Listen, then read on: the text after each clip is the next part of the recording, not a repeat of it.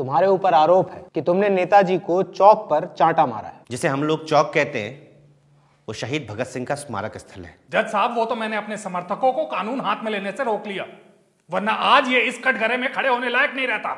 जज साहब, खड़े होने लायक तो ये भी नहीं है उस जगह पर हर महीने किसी न किसी बात पर धरना प्रदर्शन करने के लिए वहां खड़े हो ही जाते हैं। तुम्हें अंदाजा है कि तुम एक सम्मानित नेता के बारे में इन शब्दों का प्रयोग कर रहे हो? कल जब इनके आदमियों ने शहीद स्मारक स्थल पर जाम लगा रखा था तो मैं एक बूढ़े रिटायर्ड फौजी को अपने ऑटो में अस्पताल ले जा रहा था। वो बीमार थे, दर्द में थे। मैंने इनके आदमियों से लाख गुजारिश करी जज साहब कि हमें अस्पताल जाने का रास्ता दे दें, पर ये नहीं माने।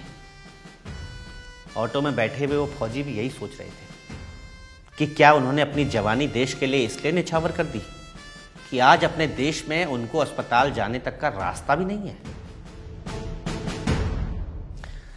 मुझे कोई दिक्कत नहीं है जज साहब, ये हड़ताल करें, धरने करें, जो करना है वो करें, पर शहीदों के स्मारकों के सामने ना करें।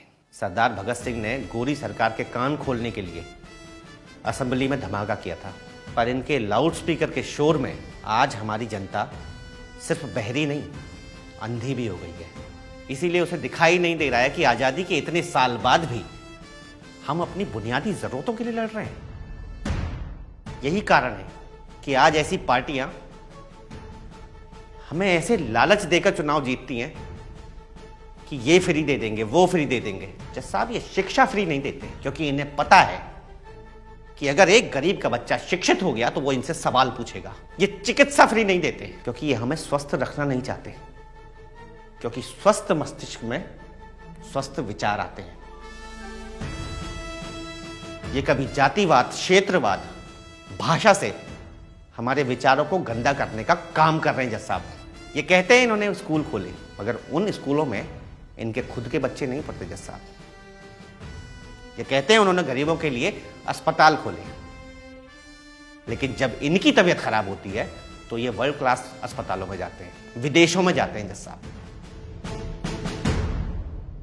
जज साहब, हमें एक और 15 अगस्त की जरूरत है, जिसमें हमें आजादी चाहिए ऐसे नेताओं से जो देश हित की नहीं, सिर्फ अपने हित की सोचते हैं। जज साहब, मेरी बस इतनी गुजारिश है, मुझे जो सजा देनी हो दीजिए, पर हमारे देश के शहीद स्मारकों पर ऐसे नेताओं और इनकी पार्टियों को कोई प्रदर्शन करने की अनुमति ना दें। इनकी राजनीति सिर्फ इनके अपने हित के लिए है, हमारे हित के लिए तो बिल्कुल नहीं है। जज साहब, हमारे देश में रोज किसी स्मारक में किसी शहीद का अपमान हो रहा है। जिन शहीदों ने हमें आज़ादी दिलाई थी, आज उनके स्मारकों को इन प्रदर्शनों से हमें आज़ादी दिलानी है जज साहब।